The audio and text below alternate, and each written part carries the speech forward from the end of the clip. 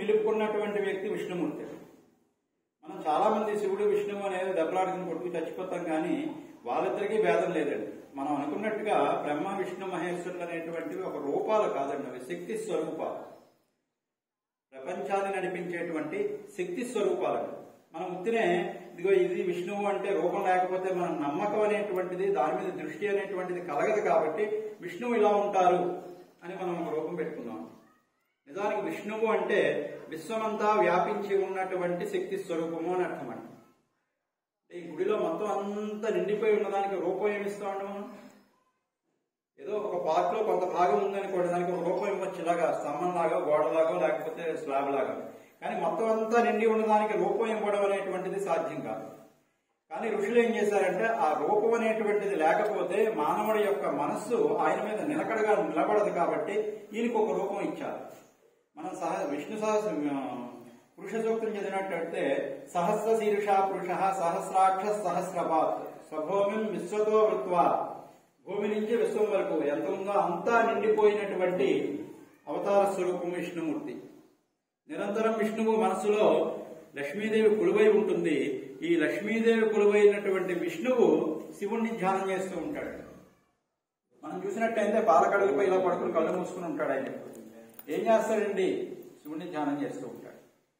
శివుడు ఎప్పుడో కూడా మంచు కొండ మీద ఇలా జపం చేసుకుంటూ ఉంటాడు. ఆయన ఏం చేస్తాడంటే విష్ణువుని ధ్యానం చేస్తూ ఉంటాడు. పార్వతీదేవి అడిగిందిట, ఏ నామాన్ని జపిస్తే మానవునికి ముక్తి మోక్షము రెండూ కలుగుతాయంటే శ్రీరామ రామ రామేతి రమే రామే మనోరమే సహస్రనామ తత్తుల్యం రామనామ వరాననే. అంటే మనం సాధారణంగా రామ అనే మంత్రాన్ని చెప్పుకుంటే రాముడు అని అనుకుంటా ఉండే, అది కాదండి. జన్మ నుంచి తప్పించేటువంటిది, మనకి మోక్షాన్ని కలిగించేటువంటిది రామం అనేటువంటి శబ్దం. రామ అనే శబ్దానికి అర్థం ఏంటంటే జన్మ విచ్ఛేదన చేసేటువంటిది. అంటే మనకి మరు జన్మ లేకుండా మోక్షాన్ని కలిగించేటువంటిది, ఈ జన్మలో సకల సుఖాలని సంతోషాలని ఇచ్చేటువంటిది రామ అనే 2 అక్షరాల యొక్క అర్థం అండి. అది రామ అనేటువంటిది. ఆ రామ అనేటువంటి అర్థంలో ఉన్నటువంటి ఆ పేరునే కృతయుగంలో రాముడికి పెట్టారు. ఎందుకు పెట్టారు అంటే రామనామాన్ని జపించినట్లయితే మనకి అన్ని బాధలు తొలగిపోతాయి. సంతోషాలు 2 రకాలుగా ఉంటాయి. ఒకటి మన కోరిక తీరితే వచ్చే సంతోషం ఒకటే. రెండోది అనన్యమైనటువంటి సంతోషం, అంతులేనటువంటి సంతోషం. ఉదాహరణకి మనకు వేల కోటి రూపాయల వ్యాపారంలో వచ్చేటువంటి సంతోషం వస్తుంది, అది పోయేటువంటి దుఃఖం వస్తుంది. అంటే ఇప్పుడు కోటి రూపాయలు ధరించడం మనకి రావడం వల్ల వచ్చేటువంటి సంతోషము నిత్యమైనటువంటి సంతోషమా, అనిత్యమైనటువంటిదా? అది నిత్యం కాదు, మనకు ఉండదు. ఈవేళ మనం కారు కొనుక్కున్నాం 25 లక్షలు పెట్టి, లేదా 2 కోట్లు పెట్టి బెంజ్ కారు కొనుక్కున్నాం. సంతోషం అండి, ఆ కారు పోతే దుఃఖం వస్తుంది. ఈ సంతోషం కూడా అనిత్యమే.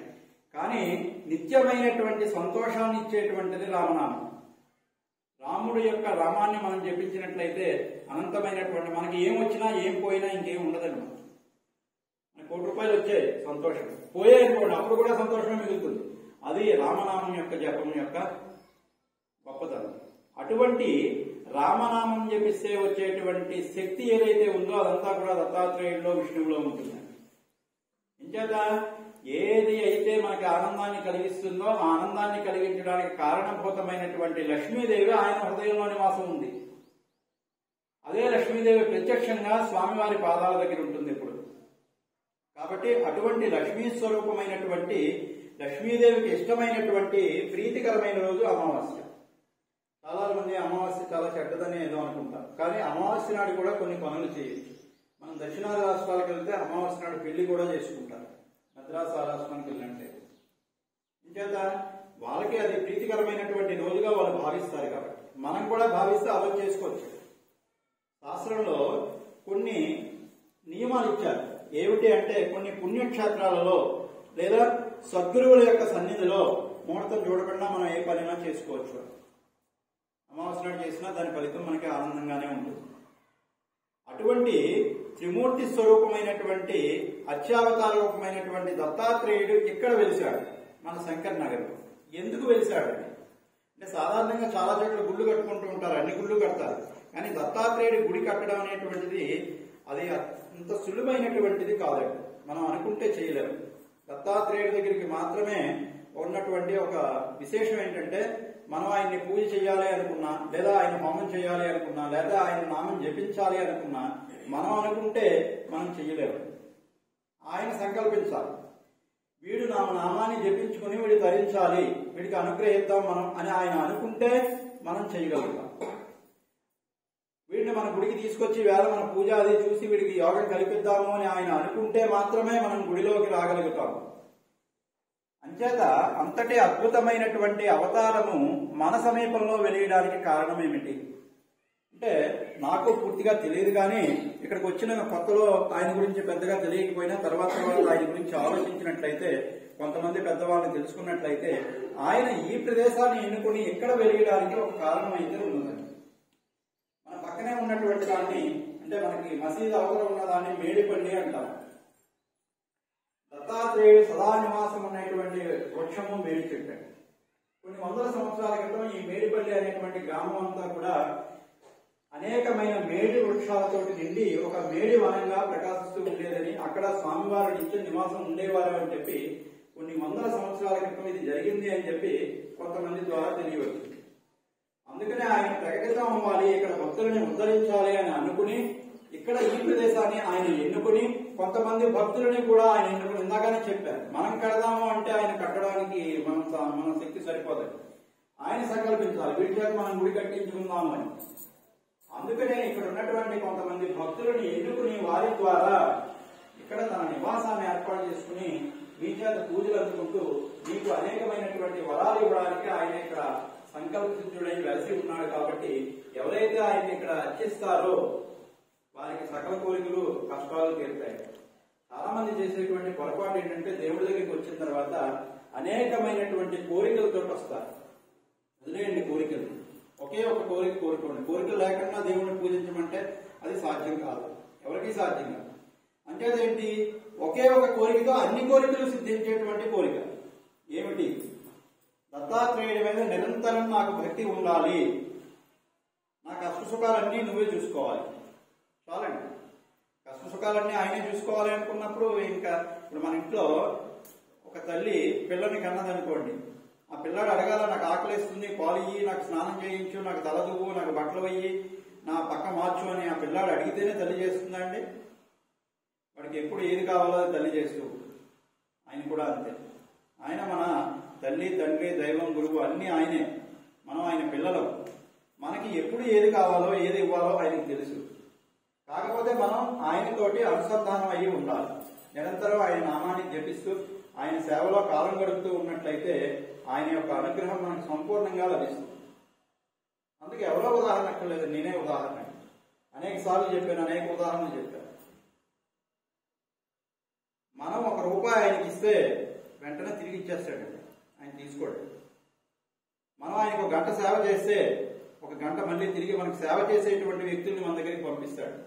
ఉదాహరణ చెప్తాను మీకు కావాలంటే, గత దత్త జయంతి రోజున హోమాలు అవి అన్నీ అయిపోయి అందరూ వెళ్ళిపోయారు. నేను ఇక్కడికి వచ్చాను, వేణువు గారి విగ్రహాన్ని ప్రతిష్ఠ చేసిన ఆయన వచ్చి ఆయన గురించి మాట్లాడుకుంటున్నాం. మాట్లాడుకుంటూ ఉంటే ఆయన నాకు డబ్బులు తీసివ్వడం జరిగింది. చాలా ఎక్కువ అమౌంటే ఇచ్చారు. ఇంతెందుకంటే నాకు అని చెప్పి మళ్ళీ తీసి ₹1000 ఆయనకి ఇచ్చారు. ఏమంటే వేళ అంతా బాగా జరిగింది, స్వామివారికి ప్రసాదం అనేది మనం ఇవ్వలేకపోయాం, అంచేత దాని కింద ఉపయోగించండి అనగాష్టమి నాడు అని చెప్పారు. వితిన్ 5 minutes లో ఒక ఆయన వచ్చి దేవుడికి దండం పెట్టుకున్నారు, హారతి ఇచ్చి గోతున్నామా అని చెప్పాను. గుడి కట్టిన తర్వాత నుంచి ప్రతిరోజు ఆయన వస్తున్నారు, కానీ ఏ రోజు గుడికి డబ్బులు ఇస్తున్నారు, నెలకి 3000, 4000 ఆయన విరాళం ఇస్తున్నారు. విడిగా ఎప్పుడు గుడిలోకి వచ్చి ₹5 కానీ ₹1 కానీ వేయడం కానీ జరగదు. కానీ ఆయన జేబులోంచి ₹1000 తీసి నా చేతిలో పెట్టారు. 5 నిమిషాలు నేను స్వామికి ₹1000 ఇచ్చాను, 5 నిమిషాల్లో స్వామి తిరిగి నాకు ₹1000 ఇచ్చారు. ఎందుకంటే నిదర్శనం ఏం కావాలి, మనం ఏది ఇచ్చినా అది తిరిగి మనకి ఇస్తాడు అని చెప్పి. అంచేత భక్తితోటి ఆయన్ని కొలవండి, కోరికలతోటి కొలవదు. నిరంతరం మనం అనేక కోరికలు కోరుతామండి. నరసింహస్వామి అవతారం ఉద్భవించడానికి కారణం ఏంటో తెలుసా అండి? కోరికలు. హిరణ్యకశిపుడు ఎన్ని కోరికలు కోరాడు? బ్రహ్మదేవుడు 1000 సంవత్సరాలు తపస్సు చేసి బ్రహ్మదేవుడు ప్రత్యక్షమైతే మనుషుల వల్ల కానీ, జంతువుల వల్ల కానీ, నీటిలో కానీ, నేలలో కానీ, గాలిలో కానీ, ఆయుధాల చేత కానీ, చేతులతో కానీ ఇంకో దాంతో కానీ పగల కానీ రాత్రి కానీ ఇంట్లో కానీ బయట కానీ ఎక్కడా నేను సాగకూడదు అని కోరుకున్నాడు. దిక్కుమాల కోరికలు ఏంటంటే ఏమయ్యాడు సాగకుండా ఉన్నాడంటే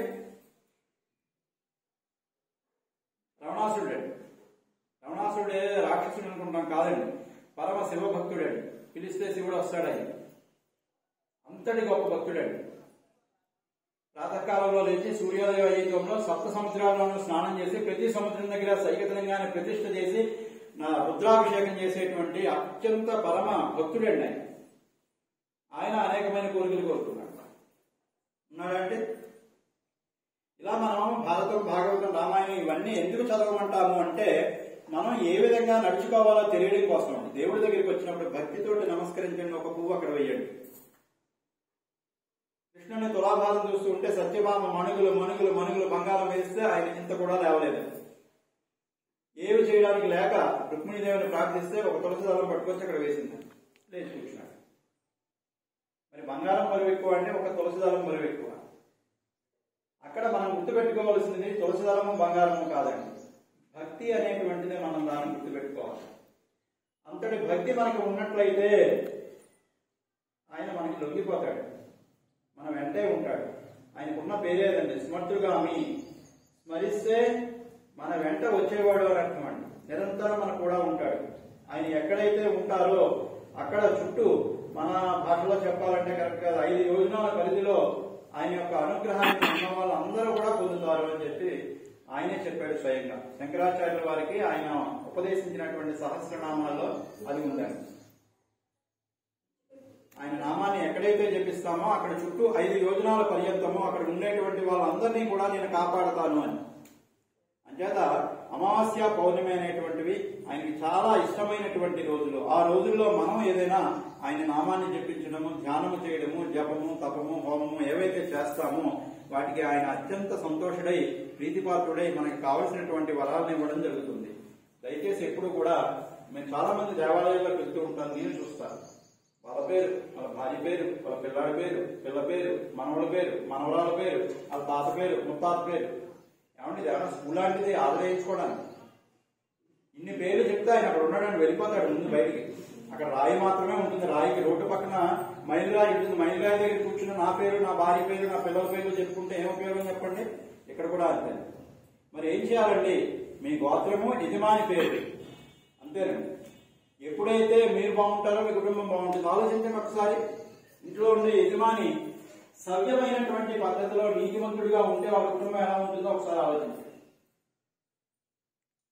అలాగే ఇక్కడ చెప్పేటప్పుడు యజమానస్య ధర్మపత్ని సమేతస్య అని చెప్తామండి. ధర్మపత్నితో సహకుటుంబంతో కూడినటువంటి యజమాని పేరు చెప్తామండి. యజమాని పేరు ఒకటి చెప్పండి. ఎక్కడ పలానా గోత్రము, పలానా పేరు చెప్పిన తర్వాత వీడు ఎవడు అంటే ఈ ధర్మపత్నితో కూడినటువంటి వాడు, ఈ సంతానంతో కూడినటువంటి వాడు అయినా ఈయన బాగుండాలి అని కోరుకుంటాం.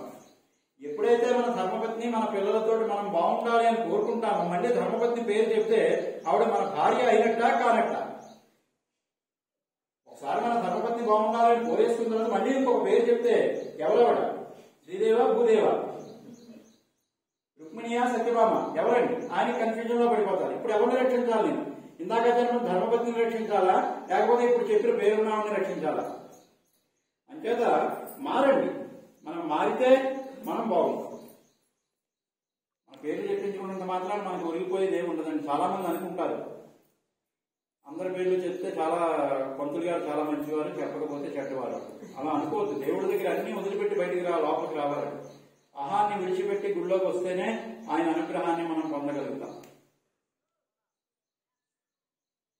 అంటే దయచేసి అందరి పేర్లు ఇది ఆధార్ పట్టికలో పేర్లు రాసినట్టుగా బలానా పేరు, బలానా పేరు, బలానా పేరు అని చదువుతూ ఇక్కడ చెయ్యకండి. దండం పెట్టుకోండి, మీ పేరు చెప్పండి.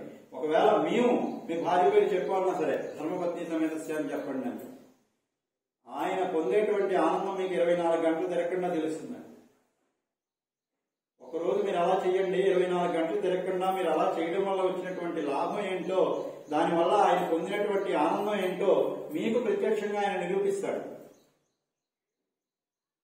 భగవంతుడు ఉన్నాడు అని నిరూపించుకోవాల్సినటువంటి కర్మ ఆయనకి లేదండి. ఆయన ఉన్నాడు అని నిరూపణ కావాలి అంటే నిరూపణ కావడానికి కావలసినటువంటి ఆ ఆ శక్తిని మనం సంపాదించుకోవాలి, అర్హత మనం సంపాదించుకోవాలి. అంటే దయచేసి చక్కగా దేవాలయానికి వెళ్ళినప్పుడు మీ గోత్రనామాలు చెప్పించుకోండి, ధర్మపత్ని సహకుటుంబానం అని చెప్పించుకోండి, చక్కగా అక్కడ పాదాలకు దండం పెట్టుకోండి. స్వామి నన్ను ఎప్పుడూ సర్వదా కాపాడు. చాలండి, కాపాడు అన్నారు. కానీ కాపాడమంటే అర్థం ఏంటండి? ఎలా కాపాడమని అర్థం? ఏమనక్కర్లేదు. నాకు డబ్బులు ఇయ్యి అన్నారనుకోండి, డబ్బులు మాత్రమే ఇస్తాడు. గుర్తుపెట్టుకోండి, మీరు కోరిక కోరడం మొదలు పెడితే 1,00,000 కోరికలు కోరినా పక్కన ఇంకొక కోరిక ఉంటుంది. దానివల్ల మీరు ఆనందం పోగొట్టుకుంటారు, దుఃఖం పోగొట్టుకుంటారు. ఎన్ని ఉన్నా దుఃఖమే. అంచేత అన్ని వదిలేయండి. స్వామి ఎల్లప్పుడూ నన్ను చల్లగా చూడు, నా వెంట ఉండు అని కోరుకోండి. ఆయన ఉంటాడు. ఆయనకు ఉన్నదే పేరేది. మీరు ఆయన్ని నిరంతరం దత్తా దత్తా అనుకుంటే చాలండి. ఆయన మీకు కూడా ఉండి మిమ్మల్ని పక్కకు లాగుతాడు. ఎక్కడ ఏ కష్టం వచ్చినా, అవసరం వచ్చింది తీసిస్తాడు. గుడి చరిత్ర చదివితే చూడండి, తెలుస్తుంది. ఒక పేద బ్రాహ్మణుడు తిండి లేక నానా ఇబ్బంది పడుతూ ఉంటారు. పక్కన ఒక పాదుండి దాని ఆకులు కోసుకుని తింటూ ఉంటారు. ఒకరోజు నృసింహ సరస్వతి వాళ్ళ ఇంటికి వెళ్తే మా ఆయన బయటకు వెళ్ళారు, ఇంకా ఏమి రాలేదంటే ఏదో పెడుతుంది, అయిపోయింది. వెళ్ళేటప్పుడు ఆ పాదును తీసేసి వెళ్ళిపోతారు.